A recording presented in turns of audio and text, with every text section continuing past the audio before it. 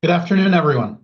My name is Ben Olinsky, and I'm the Senior Vice President for Structural Reform and Governance here at the Center for American Progress. I'm excited to welcome you today for a presentation and Q&A on the Safeguard American Voter Eligibility Act, also known as the SAVE Act. But this name couldn't be more misleading because the SAVE Act is actually a voter suppression bill, plain and simple. It would erect barriers to voting for all Americans and threatens to disenfranchise millions of citizens otherwise eligible to vote. But before we go deep on the SAVE Act and walk you through its provisions, I want to zoom out and connect some dots for you.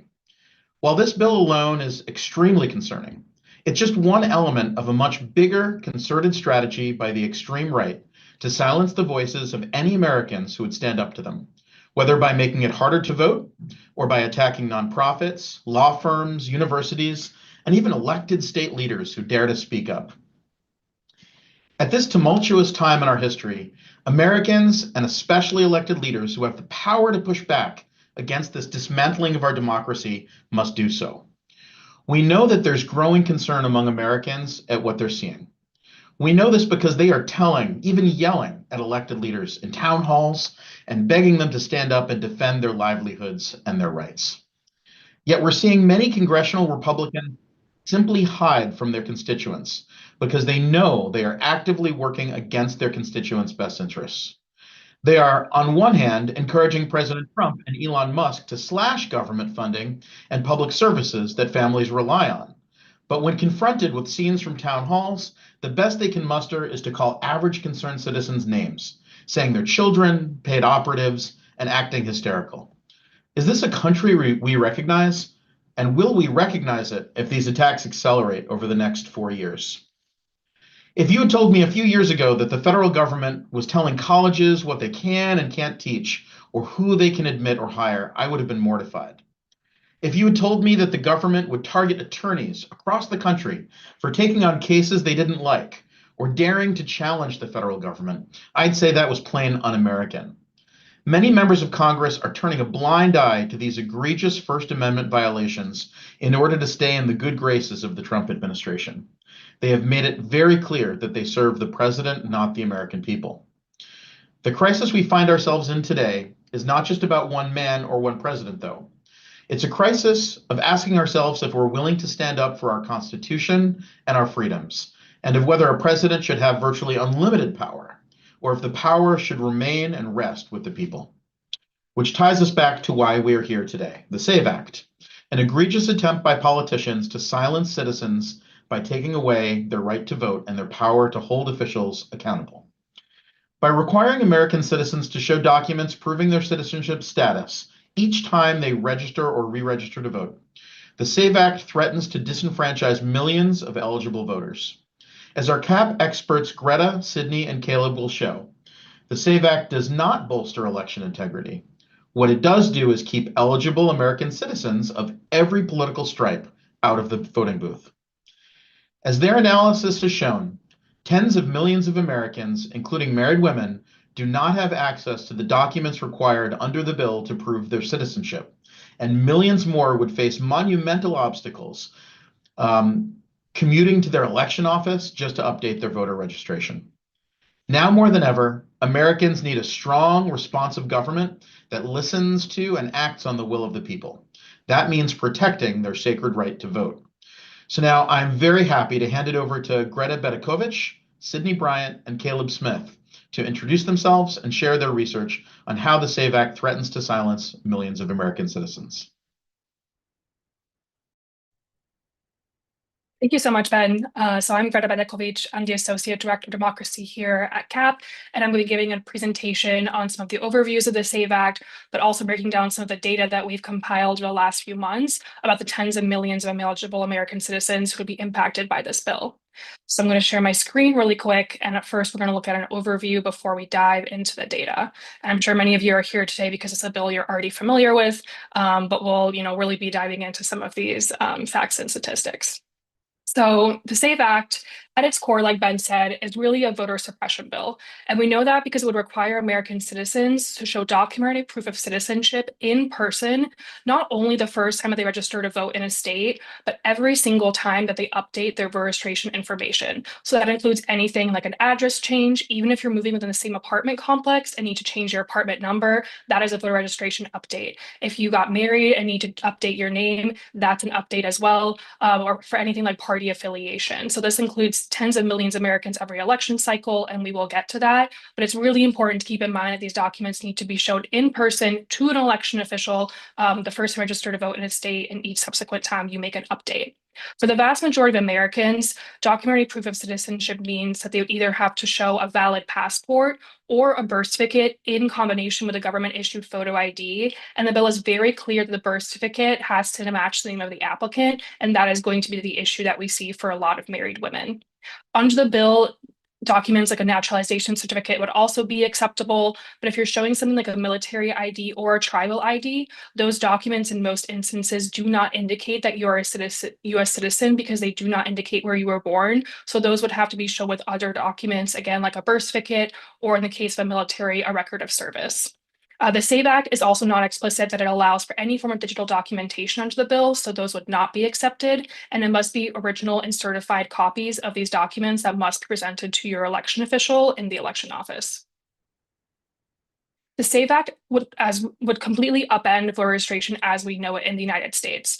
That's because it would functionally eliminate online voter registration as well as mail-in voter registration. So for example, if you are a voter in a rural area, if the easiest way for you to register to vote right now is to mail in an application, the SAVE Act says that you must still go to your election office and show the election official your citizenship documentation. So functionally, these remote forms of registration would no longer be an option.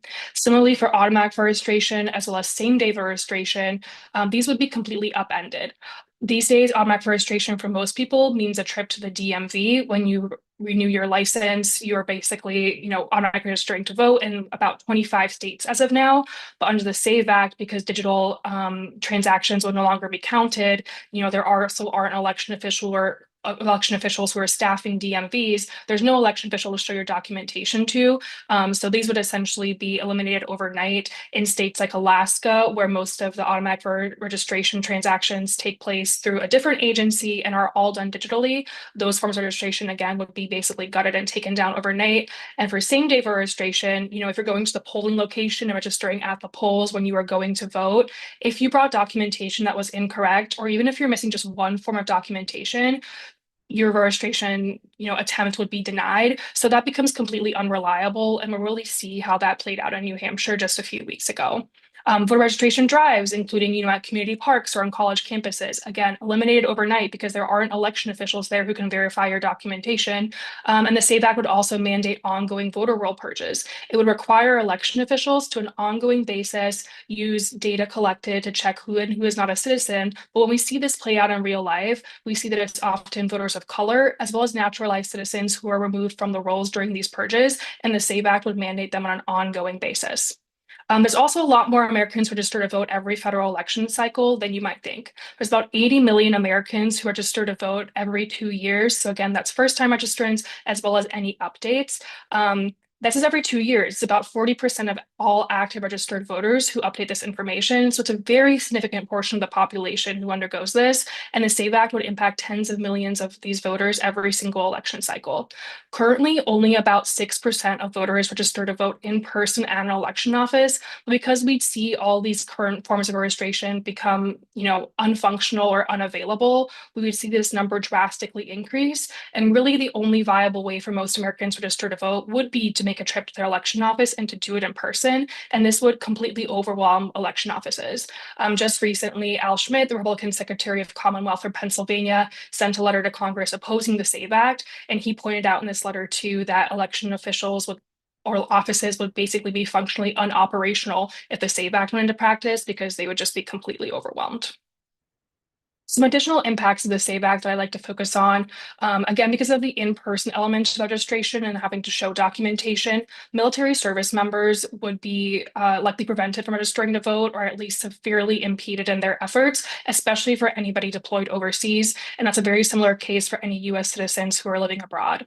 The SAVE Act also deeply criminalizes election administrators, even those acting in good faith. So, for example, election official who accepts incorrect documentation for a citizen and registers them to vote. If it's found out that the documentation they accepted was incorrect, let's say it wasn't a perfect name match, let's say there was a hyphenation and they overlooked that, that election official could be prosecuted and they could face a fine or up to 5 years in prison. So election officials are going to enforce this bill, to the letter of the law, they're going to cross every T, dot every single I.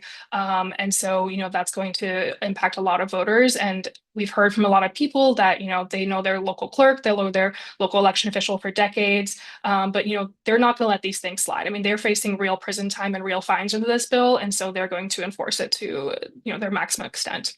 The SAVE Act is also an unfunded mandate. There's absolutely no money behind this bill, even though there are real monetary consequences. There's both a direct cost on voters, right? If somebody had to pay for a passport, or if they had to pay to get a new copy of their birth certificate or a new copy of their marriage license or stuff like that, those are all costs that voters are directly taking on themselves. But at the same time, there's also vastly increased election administration costs for states. It is much more expensive to process a paper voter registration application than an online one. A paper one costs an election office about $3.50 to process. It only costs about 10 cents to process an online application. And so we're also going to see, costs for that processing go up, but election offices would have to hire vastly more staff, especially around election season, to look at documentation and process these registration applications. And the election administration costs ultimately will also be passed on to taxpayers. The SAVE Act would also go into effect within 30 days of being signed into law. So it's really overnight that these changes would go into practice. Election officials would have no time to do large scale, voter education campaigns and stuff like that. Within 30 days, if somebody shows up to register to vote, they have to have their passport or their birth certificate with them. The current status of the SAVE Act, a lot of you might be wondering and tuning in because of this. So it was first introduced last Congress, Representative Chip Roy of Texas. It passed the House in July 2024 with unanimous support from House Republicans, as well as support from 5 House Democrats. Later that year in September, Donald Trump pressured House and Senate Republicans to include it in the continuing resolution to fund the government. So it wouldn't receive, the regular vote, the regular passage that other bills would. It was included in the continuing resolution, and that ultimately did not come to pass, and this bill was not taken up in the Senate during the 118th Congress. But it was reintroduced this Congress in the 119th, and there were no textual changes in the bill, despite the fact that many voting rights advocates and election officials already expressed concern, a year or 2 years prior when this was first introduced. It was also included in House Republicans' rules package at the beginning of this Congress, which basically means that it was made a priority for this Congress to be passed by House Republicans, but it also kind of gives special powers to the bill on how it can come to the floor and be fast-tracked and, for example, go around a regular committee process. Based on things that we've heard from reporters, as well as some lobbyists on Capitol Hill, we do expect that this bill will receive a vote on the House floor the week of March 31st, and then it will go over to the Senate, where it's led by Senator Lee from Utah. So going into some of the more detailed aspects of the SAVE Act and a lot of the research that we've worked on at CAP, we've really tried to look at, how many millions of Americans don't have a passport, how many millions of women don't have a birth certificate that they could easily use to register to vote. So looking at State Department data, we found that there are 146 million American citizens who do not have a passport. In context for that, about 153 million citizens voted during the last presidential election. So if this number, wasn't staggering enough alone, comparing it to the 153 million people that voted, I mean, it's a drastic number. Here's one of our maps. We will, make sure that you get the links to our reports as well. This is interactive, so you can check on your state, you can check on your community. But when we kind of zoom out, we see that in 7 states, 1/3 of citizens or fewer have a valid passport. These are all rural states, and a lot of them are southern states as well. well. Only in 4 states do more than 2/3 of citizens have a valid passport, and these are all coastal states as well. On the lowest end of the spectrum, we see that it's West Virginia, where only about 1 in 5 citizens have a passport. But on the high end of the spectrum is New Jersey, where about 4 in 5 citizens have a valid passport. So you can really see kind of a massive discrepancy that exists across the country in passport ownership and how that might play out in people's attempts to register to vote. The passport requirement also poses a real socioeconomic issue because we see that Americans with lower education levels and those with lower incomes are far less likely to have a passport. With Americans who have a high school degree or less, only 1 in 4 of them have a passport. And with Americans making less than $50,000, only about 1 in 5 of them have a passport. Next, I'll focus a little bit on the impacts that married women would face under this bill. So using research findings that about 84% of women who marry end up changing their surname, either for hyphenation or taking their spouse's last name, we see that there are about 69 million American women who are citizens who do not have a valid birth certificate that they could use under the SAVE Act. When we look at states like California, Texas, and Florida, this is millions of citizens, but even in smaller states like Delaware, Maine, and Hawaii, this is hundreds of thousands of people. About nationwide on a state-by-state basis, it's about 1/3 of the eligible citizen voting population. So again, a very significant portion of the population who does not have a document that they can validly access to prove citizenship under this bill. The SAVE Act does not directly address name change discrepancies. So for example, it does not guarantee that if your birth certificate does not match your current legal name that you took when you got married, it does not say explicitly that you can use a marriage license, a divorce decree, or name change documentation or to prove your identity. That's kind of just left up in the air as the bill is currently written.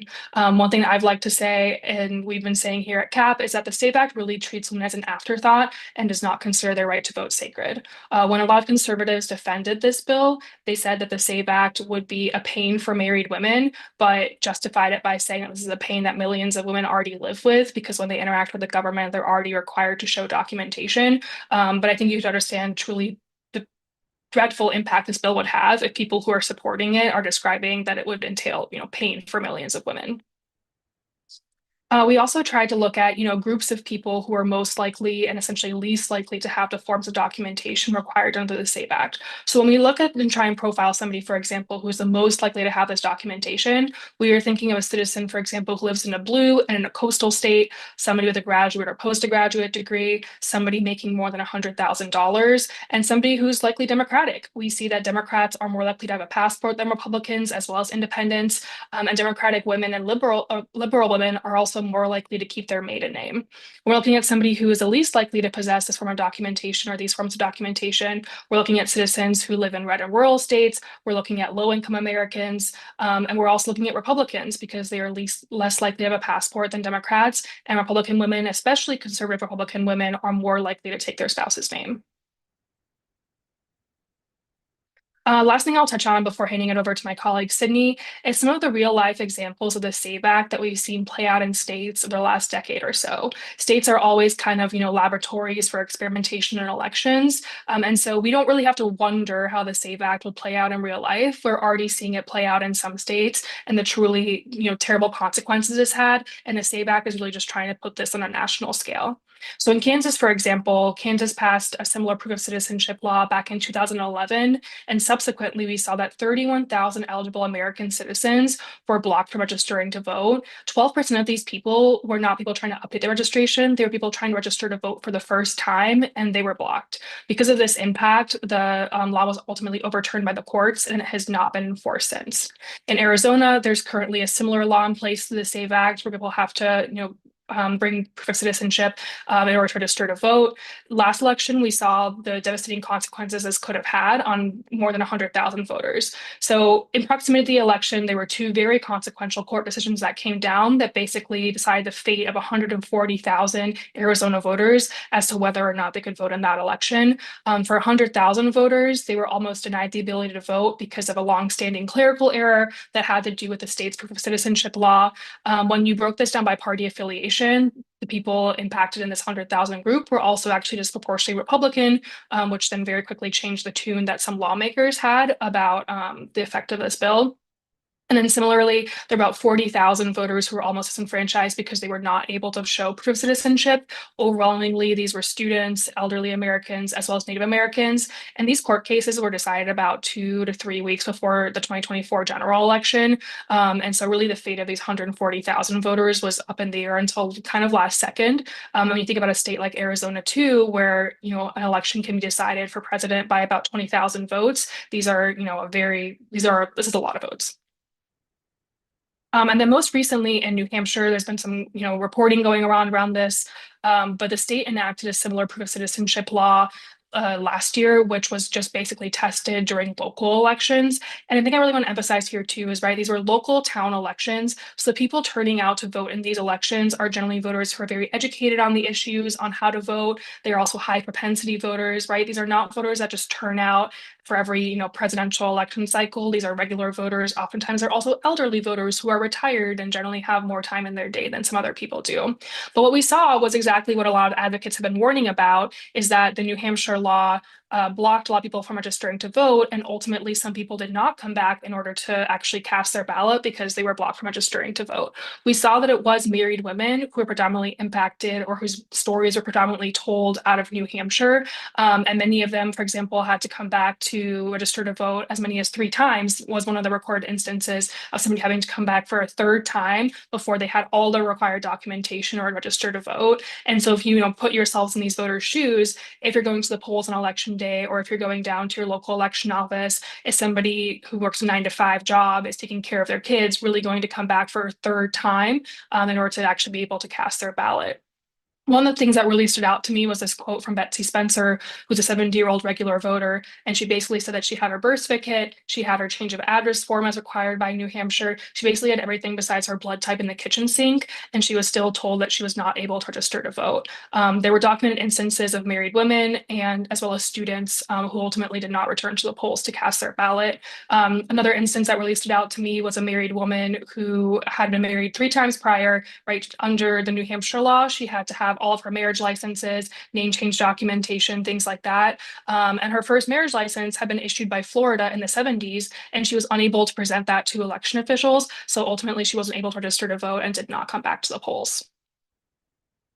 The last thing I'd like to say too is that we've heard this kind of argument going around and as to why some people might be in favor of the SAVE Act. And it's because we know that many Americans are in favor of voter ID. And from that sentimentality, some people want to see the SAVE Act because they think that it's kind of, enforcing voter ID for registration purposes. But we want to be very clear that this is not the case, because we essentially already have voter ID for voter registration.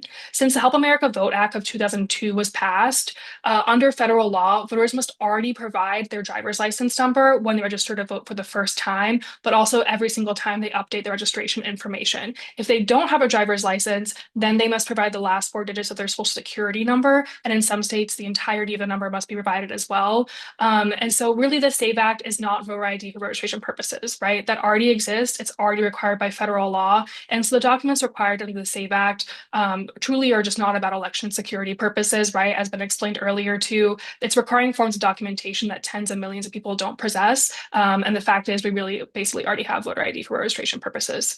So with that, I will pass it on to my colleague Sydney to talk about some of the impacts the SAVE Act would have on rural voters. Thank you so much, Greta. Hi, everyone. My name is Sydney Bryant. I am the policy analyst for the Structural Reform and Governance Department here at CAP. I am going to share my screen, then we're going to delve into another aspect of the harms that the SAVE Act would implement. So let me just share my screen really quickly. Great. Yes, thank you all so much for being here. I'm very grateful that you're interested in learning about the dangers of the SAVE Act. We're going to shift focus now to the negative impacts that the SAVE Act will have on rural Americans. So the SAVE Act would take away remote voter registration methods, as Greta touched on, which would particularly be mail-in and online voter registration, which so many Americans, including millions of rural citizens, rely on, because the SAVE Act requires Americans to present their citizenship proof in person. So there are about 60 million rural Americans, and many of them would be forced to drive very long distances to reach their designated election office. Of the 80 million Americans, that figure that Greta mentioned earlier, who register to vote every election cycle, approximately 18 million do so currently online or by mail. And so that means 1 in 5 Americans would no longer be able to use the voter registration method that they currently do. Now we're going to get into some of the specifics of our data analysis. As previously mentioned, rural Americans will face some of the greatest challenges due to this documentary proof of citizenship provision of the SAVE Act. So we looked at the 30 largest counties in the US by area and found that Americans living the longest distance from their county seat would be forced to drive, on average, about 4.5 hours round trip, which is also approximately 260 miles for each county to reach their election office. The longest drive that we found in our research was 8 hours round trip, and that was in Mojave County, Arizona, which I'll show you right after this slide. And some people, including the people in Mojave, would have to make interstate journeys to get to their election office because it's the quickest route for them. Of the 30 counties that we looked at, there were 8 states represented, which are on this slide right now. But before moving on, I just wanted to point out that the sheer amount of time, gas, and potential lost wages and work hours for this shift in election administration would have awful consequences for individual voters. Okay, so now we're going to take a look at some of the maps that our wonderful art team created based off of our data. So if you look at the first image on our left, that is Mojave County, Arizona, where citizens in Colorado City, which is a township of about 2,500 people, would have to go through Utah and Nevada just to make it to their county election office, which is in the southwestern part of the state. Now looking at our next image, that is a map of Park County, Wyoming, where residents in the western part of the state in Mammoth would have to go through Montana and back into Wyoming just to get to their city council office in Powell, Wyoming. And as you can see, that these are very, very long drives, but imagine not only having to do this once when you initially register to vote, but when you want to change your voter registration, your address, your party affiliation, or if you're changing your surname when you get married. There is also an instance where you go to the election office and then they tell you, actually, the documents that you provided, like many of those people in New Hampshire, the documents that you provided to us are not sufficient under the SAVE Act. And then imagine having to go all the way back home and doing this again the next day. A lot of people won't do it, and that's why we think it's going to hinder civic participation. On this next slide are 2 more trips that we covered in our report. Oahe County in Idaho, it's also a 7.5-hour commute round trip. This time, thankfully, you can at least stay within your state's boundaries. Similarly, in Inyo County, California, it would be a little under 7.5 hours. Before we move on to the next portion of this presentation, I just wanted to point out that, as you can see, for some people, this process will take an entire workday, and it's generally a process that you can't do outside of 9 to 5 on a weekday. As you all probably know, a lot of Americans can't afford to miss a day of work to do this, and so it'll be an untenable situation. The SAVE Act will be putting folks in an untenable situation in order to register to vote.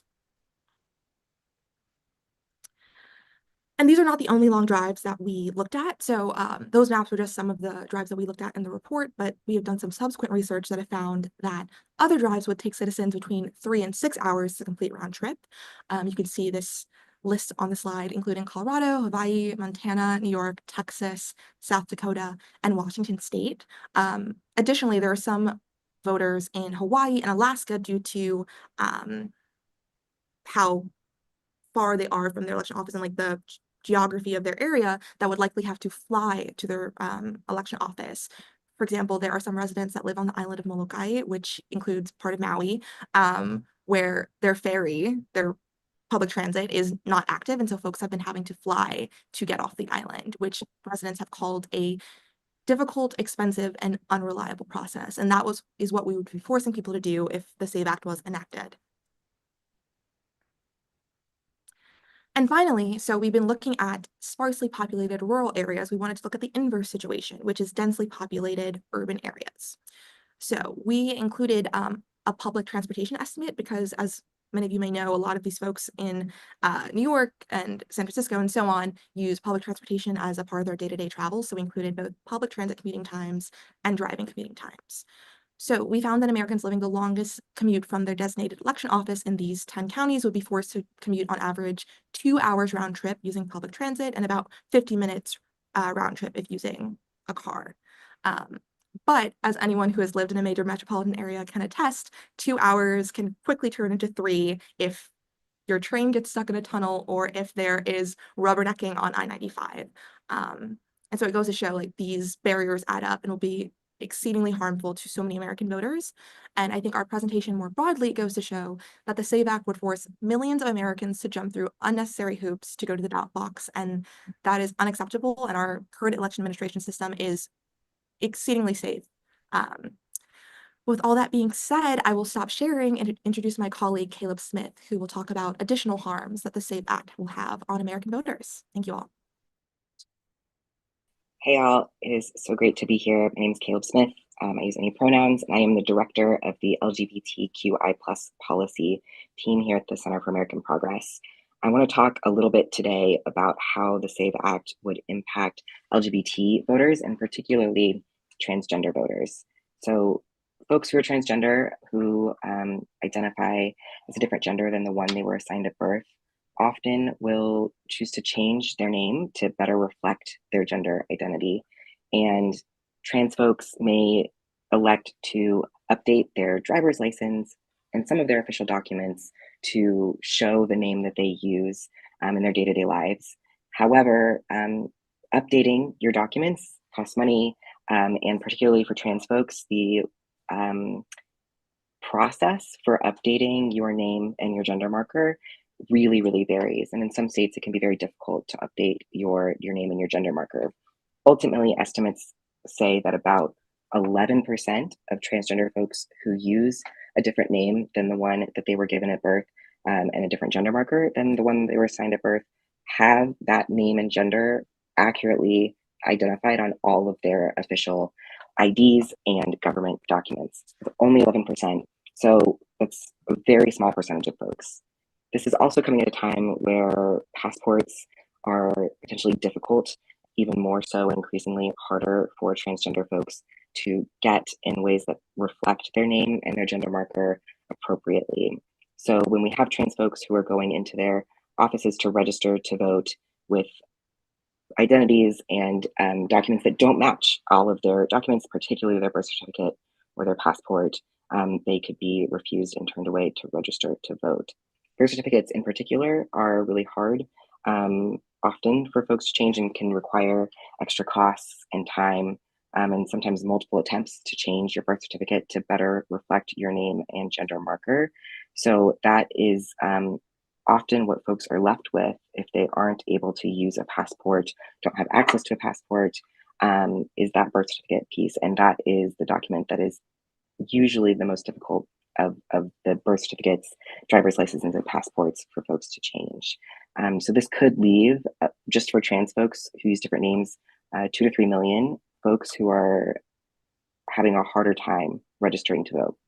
And even for folks who maybe have not updated their documents, for trans folks who maybe still use the same name that they were assigned at birth or have not changed their name legally on any of their documents, they still are at risk of discrimination because of the SAVE Act were it to go into law. We know that trans folks who do not look like their gender that might be on their government IDs or look like their name that is written on their IDs or birth certificate are more likely to be refused services already in government programs. And we know that that would be a really big risk for folks that are coming into register to vote in person as well. So this is also a really big concern for LGBT Americans and trans folks across the country.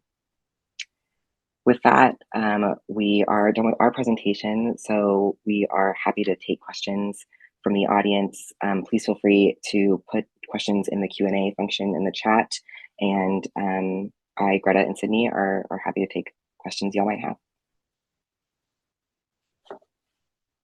So we already had a number of questions come in, so please keep submitting your questions and we'll start answering some of them that have already come in. So one of the questions that stood out to me in particular was how the SAVE Act would impact victims of natural disasters. And it's actually something that we recently did a video on in CAP, because obviously this is extremely concerning. Like I highlighted previously too, right? Digital copies of documents are not accepted under the SAVE Act. So you would need, your physical passport, your physical birth certificate, and original and certified copies. So if you were a victim of a recent natural natural disaster. You know, we saw wildfires in California and Hawaii recently. Last election cycle, there was, you know, 2 severe hurricanes that impacted Florida and North Carolina just weeks and months before the election cycle, affecting tens of thousands of voters, right? So all those people, as the SAVE Act is currently written, would likely face, you know, disenfranchisement, or they would be scurrying and spending hundreds of dollars in order to reacquire those documents. You know, when people are trying to put shelter over their kids' house, you know, shelter over their kids, or trying to get back basic internet connection and stuff like that, this would pose real barriers for them to register to vote. So it would really be disastrous for people who obviously just experienced some of the worst things they can possibly go through in life. And I can jump in. One, Sorry, Greta. go ahead. I was going to move on to another question, so if you have more on this, please continue.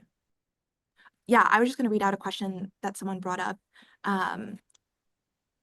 Someone was asking if many Native American voters, they already face a number of barriers to voting and registration. How might the SAVE Act exacerbate those barriers for Native communities? So one of the counties that we looked at in our report was Nye County in Nevada, and the furthest point that we found from the county administrator's office was actually the Duckwater Reservation, and that seemed to be pretty consistent for a lot of these counties. And residents of that reservation would actually have to drive 4 hours away. And so distance-wise, they're typically, or at least those counties that we looked at, further away from their county election office, and so they would have to drive those long distances disproportionately. And so this is an issue that I think a lot of Native communities are going to, if enacted, would have to become aware of. We also know that many Native communities currently, you know, in states that have voter ID laws, rely on their tribal IDs in order to be able to vote at the polls. But because the SAVE Act requires, you know, basically so the tribal ID is not enough because it doesn't typically show that you were born in the United States. So we need a birth certificate and combination of that. So it, you know, increases the amount of documents required from many Native Americans. We also saw from the case in Arizona where the people who were unable to show proof of citizenship, a disproportionate number of them were Native American citizens. And so again, this is a type of thing where we've seen how this actually plays out, and we've been in communications with some Native American voting rights activists too, who are obviously extremely concerned by this. We know that these communities already face some of the largest barriers to the ballot box, and both because of their distance and lack of documentation, would also be disproportionately impacted by the SAVE Act. Another question we got too is, wouldn't there be 60 votes required in the Senate for this to pass, and won't the bill just die there? So yes, so the House, right, obviously just needs a straight majority in order to pass this, which we expect it will have. We also had a question of when the vote is, so just reemphasizing that we do expect this vote to be next week, the week of March 31st, and it'll pass, you know, with a simple majority there. And then based on the Senate's filibuster rules, it would traditionally need 60 votes to happen there. But I think we've seen that, you know, this has been made a priority by, you know, House Republicans in the past. Donald Trump has also felt very passionately about this bill. And so we are worried that, similarly to attempts last Congress, in order to get this into, for example, continuing resolution to fund the government, there could be similar attempts made that can essentially bypass the 60, you know, vote threshold of the Senate. And similarly, filibuster rules can always be amended. If there's, you know, essentially legislation that the Senate feels strongly enough to pass, the filibuster rule has been amended more times in the past, and that is something that we think is not completely out of the question if this is something that this administration and this Congress feels, you know, strongly that they want to see enacted.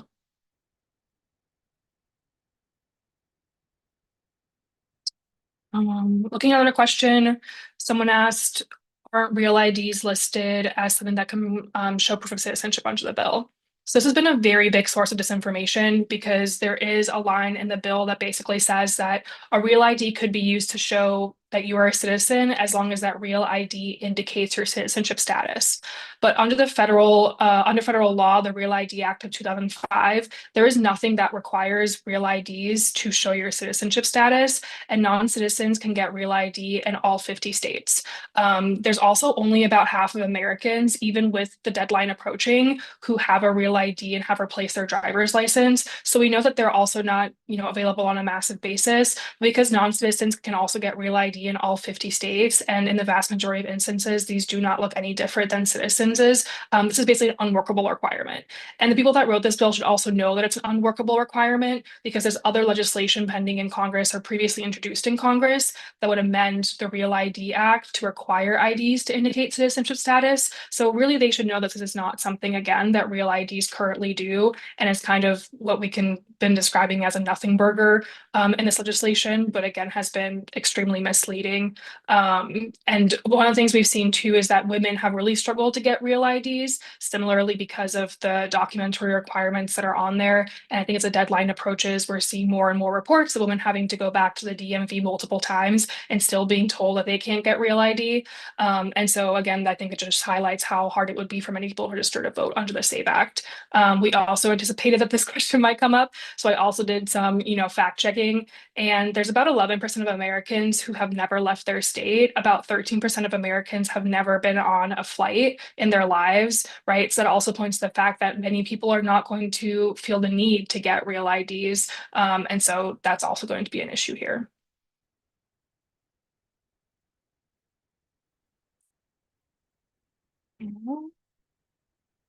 One of the questions we've had is how this would basically be litigated, and wouldn't the courts just strike down this bill because it infringes on the Civil Rights Act or the Voting Rights Act? So when we go back and look at Kansas, for example, we see that that law was struck down because it violated the National Voting Rights Act, a federal law that basically says that election officials and states can only collect minimally, a minimal amount of information in order to register somebody to vote. So it was determined that a driver's license number or your social security number, for example, is the minimum amount of information that can be required to register to vote. And so, for example, in Kansas, right, the proof of citizenship law and passports and birth certificates went beyond that. And so it was struck down on that basis. But if the National Voter Registration Act of was federally amended by the SAVE Act, that essentially overrides that. So that is no longer an issue there, right? This becomes like the preeminent federal law in this instance. We've also seen essentially that over the last decade, courts are very hostile, right, to voting rights. We've seen the Voting Rights Act gutted. We saw that in Shelby versus Holder. We saw that with numerous cases that came out of Arizona, for example, again, having to do many of them with like tribal rights and things like that. So there are very core sections of the Voting Rights Act, for example, that we've seen gutted over the last 10 years. And so there's no expectation, right, that if this went through the federal court system, that there would be a different approach taken to, the right to vote in these instances.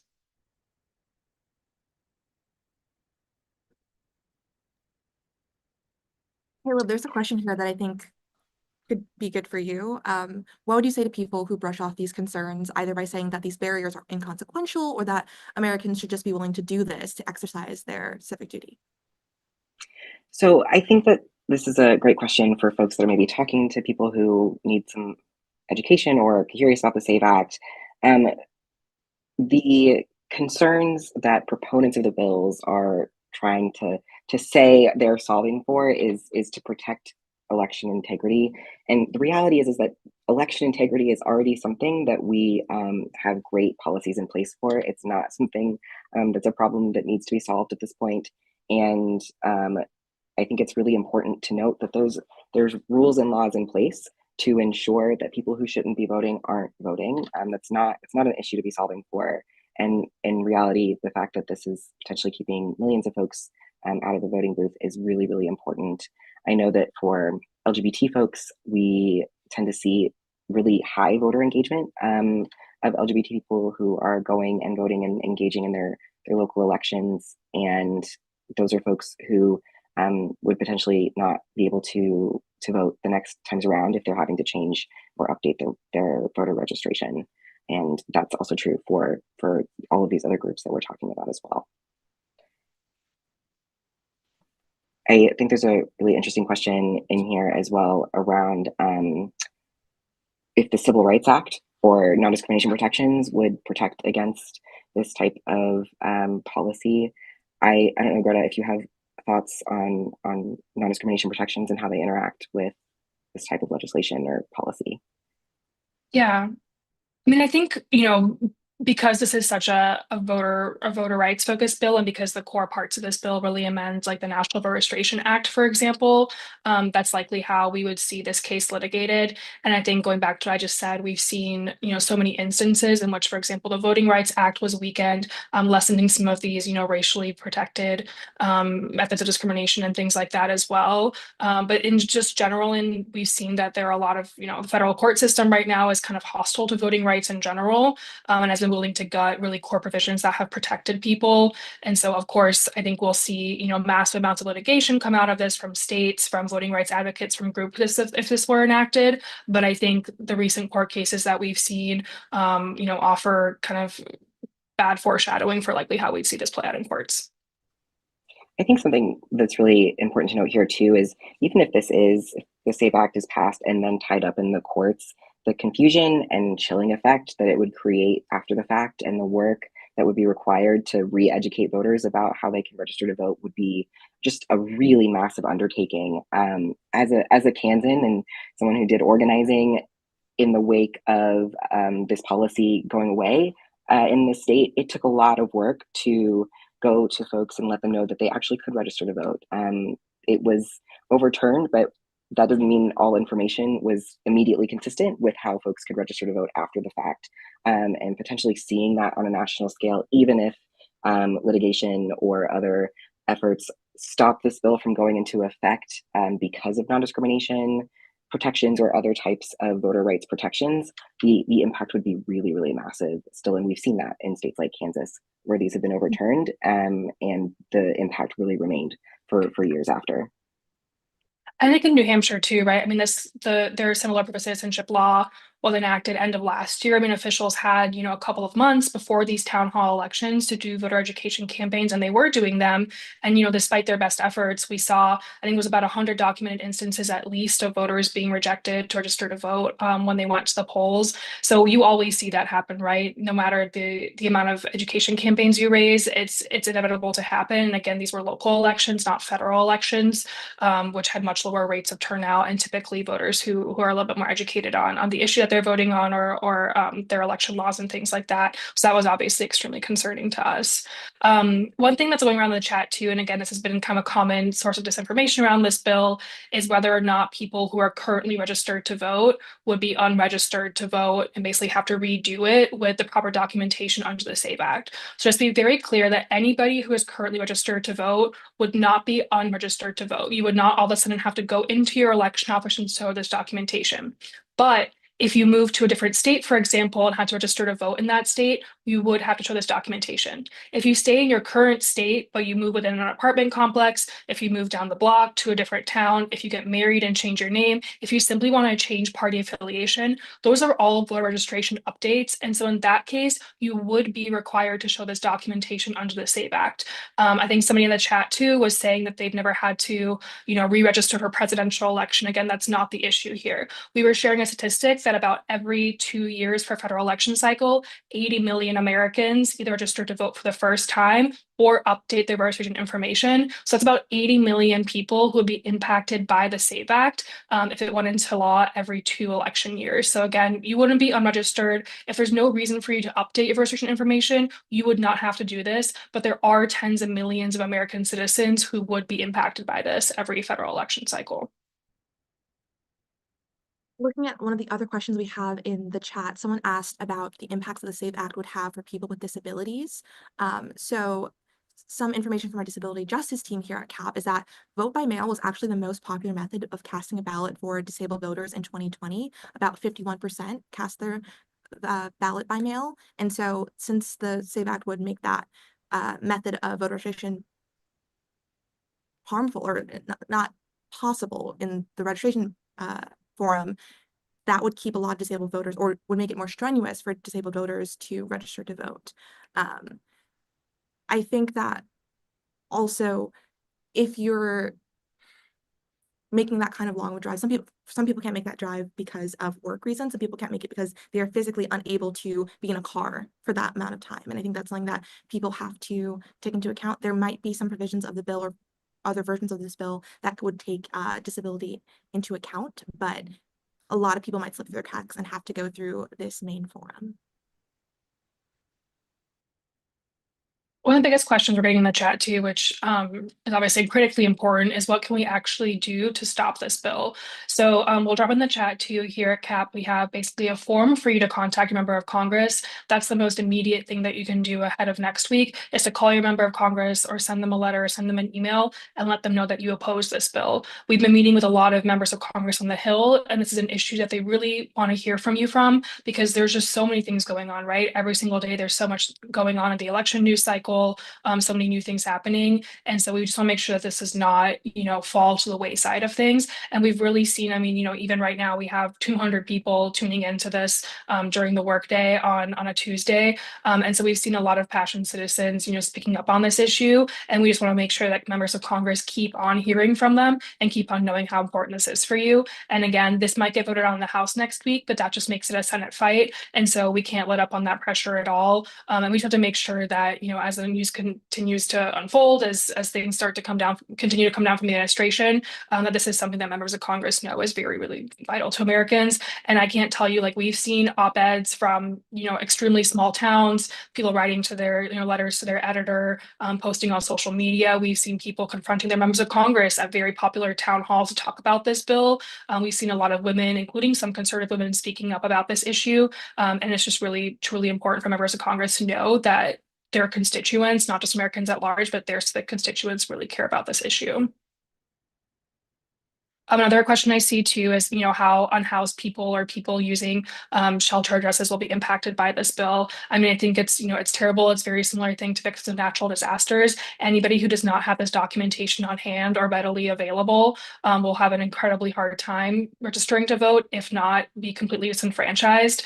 One statistic from our friends at the Brennan Center is that there's about 21 million American citizens in general who do not have any ready access to either forms of documentation required by this bill. And, that includes obviously a lot of unhoused people, or as well as people living in shelters.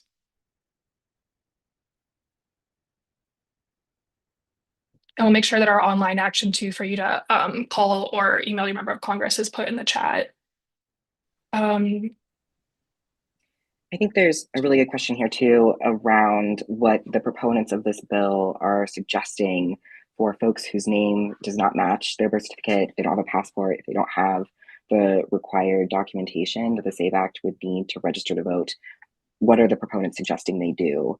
I know for trans folks in particular, the suggestion is get documents that match your name and your gender identity, or potentially go back and use your name assigned at birth. But for those who want them to change their name on all of their documents, it's really important to note that states, there are some places where that's just also not a viable option. There are many places across the country where it's very, very hard to change a name for trans folks on driver's license and particularly on birth certificates. And trans folks who are not able to get an accurate passport or can't afford it. So proponents' solution to this is pay money and do a lot of paperwork that may or may not work. And that's a really high bar for a lot of folks. And I don't know, Greta or Sydney, if you have other things to add about what their solution is there. Yeah, and Greta, please jump in. I believe that in the SAVE Act as it is currently written, there is a state-by-state affidavit process that they don't really go into a lot of detail into about how a person without documentary proof could register to vote, but it's fairly vague and leaves a lot up to the states as individual actors. And so I think that definitely will be a problem for states if it needs to be implemented. Yeah, definitely. Despite being so prescriptive on so many levels, the SAVE Act also leaves a lot of loopholes that are just unanswered.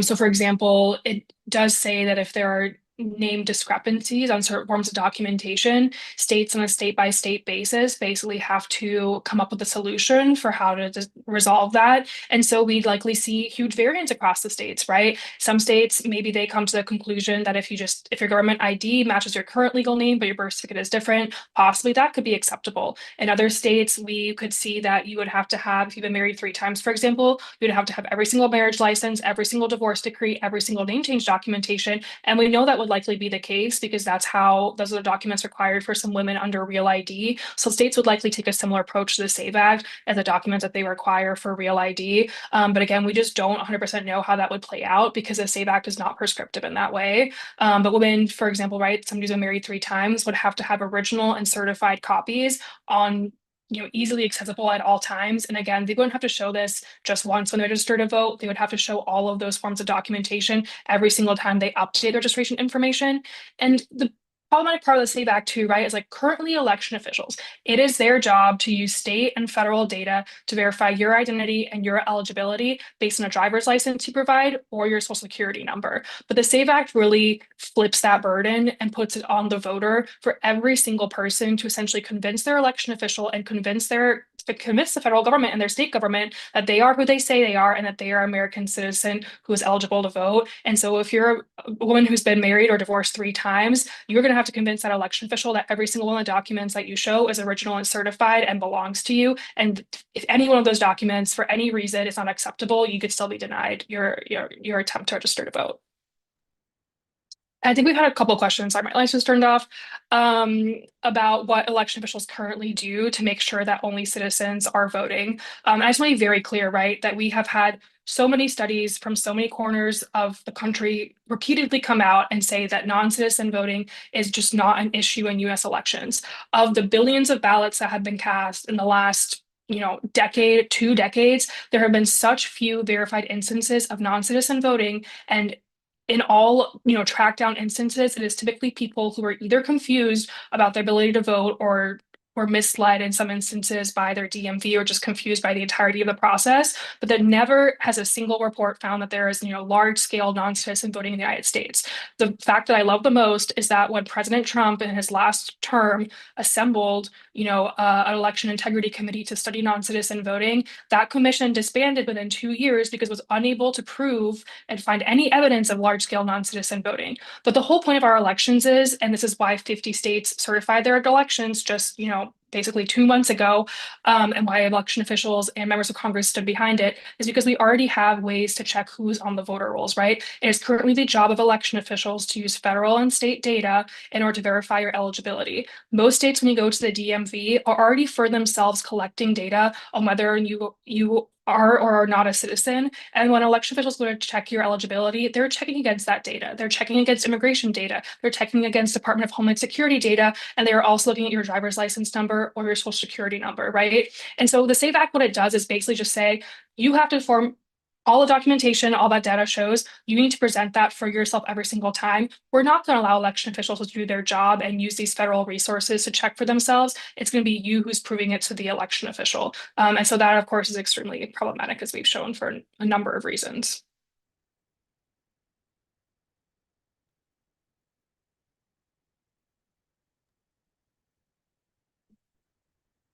Okay, great.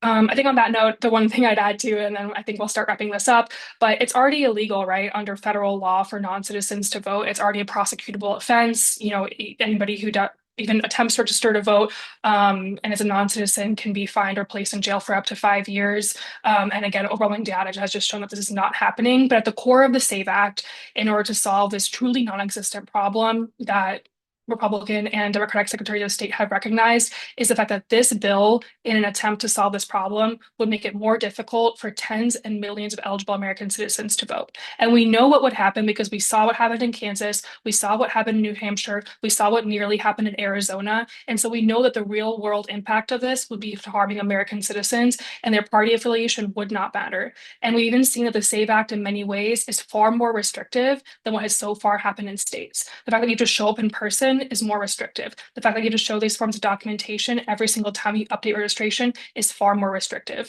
And so thank you so much for all of you joining. We will, of course, have this event on YouTube for you to review. For anybody who wasn't able to look at the slides, we will make sure that you can go to YouTube and get those slides from there. All of our information on our reports has been put in the group chat. And again, thank you so much for joining. And please, we really do expect that this bill will be on the House floor next week. And as it continues to progress, I think we'll be doing, more events like this and just making sure that Americans understand the ramifications of this bill. And really at a time when we see that in town halls, in public forums, politicians and elected leaders are trying to silence people, the SAVE Act cannot be another way that voters at the voting booth are silenced. And again, we've seen that that's exactly how this would play out. Thanks, everyone.